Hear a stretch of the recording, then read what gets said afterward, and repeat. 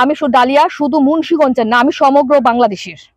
আমি সবার উদ্দেশ্যে একটা কথা বলবো, আমি কাজ করব দলের হয়ে, দেশের জন্য।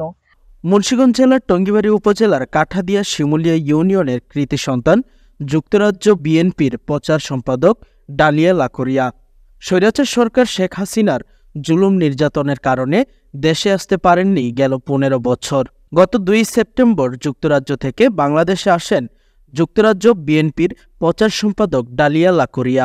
4 সেপ্টেম্বর মুন্সিগঞ্জে তার আগমনকে কেন্দ্র করে টঙ্গিবাড়ি উপজেলার দলের সর্বস্তরের নেতাকর্মী সোনারং পাইলট মডেল উচ্চ বিদ্যালয়ে শুভেচ্ছা বিনিময় করেন ও বিএনপির চেয়ারপারসন খালেদা জিয়ার রোগমুক্তি কামনায় দোয়া করা হয়। পরে সেখান থেকে দলীয় নেতাকর্মীরা মোটরসাইকেলে শোভাযাত্রা করে নিজ বাড়ি কাঠাদিয়া শিমুলিয়া ইউনিয়নের শিমুলিয়া গ্রামে পৌঁছে দেন। এ সময় তার নিজ বাড়িতে ফিরে আসায় সর্বস্তরের নেতাকর্মীরা ডালিয়া লাকরিয়ার সাথে সৌজন্য সাক্ষাৎ করেন। এ সময় তিনি দলীয় নেতাকর্মীদের উদ্দেশ্যে বক্তব্য রাখেন। আমি দেশনায়ক তারেক রহমানের একটা কথা উল্লেখ করছি, সেটা হচ্ছে উনি আমাদের লিডার ডাইরেক্ট আমাদের নির্দেশনা দিয়েছেন এবং উনি একবার না বহুবার বলছেন দলের মধ্যে কোনো বিশৃঙ্খলা করা যাবে না, কোনো চাঁদাবাজি করা যাবে না, কোনো উশৃঙ্খল কাজ করা যাবে না, যে করবে সে যে দলের হোক পুলিশে ধরে দেন। আর আমি আমার দলের নেতাকর্মীদের উদ্দেশ্য বলবো, আমাদের সময় হয়েছে মাঠে থেকে কাজ করার। আমরা কাজ করব নিজের জন্য নয়, দলের জন্য, দেশের জন্য।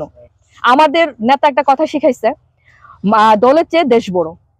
আমরা চেষ্টা করব আমাদের দেশকে সুন্দরভাবে সামনের দিকে এগিয়ে নেওয়ার জন্য। আমরা সবাই কাজ করব, আর একা তো সম্ভব না, সবাইকে নিয়েই আমি আগাবো।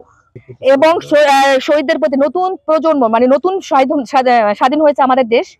আমাদের স্বাধীন হওয়ার পিছনে যে বৈষম্য বিরোধী ছাত্র আন্দোলনে যারা শহীদ হয়েছেন তাদের আত্মার মাগফিরাত কামনা করছি, এবং যারা আহত হয়েছেন আমি হয়তো মুন্সিগঞ্জ যাব, যারা আছেন হসপিটালে আছেন তাদেরকে খোঁজ খবর নেওয়ার জন্য আমি চেষ্টা করবো। আপনি ওই দিন থাকবেন, আমি ওদের ফ্যামিলির মানে চেষ্টা করবো পাশে থাকার জন্য। যতটুকু আমার পক্ষ থেকে সম্ভব আমি হেল্প করব। এটা আমার পক্ষ থেকে না, এটা দেশনায়ক তারেক রহমানের পক্ষ থেকে, মানে আমরা এই কাজ করবো। রাহিদ হোসেন, নিউজ 7 চন্দ্র টিভি, মুন্সিগঞ্জ।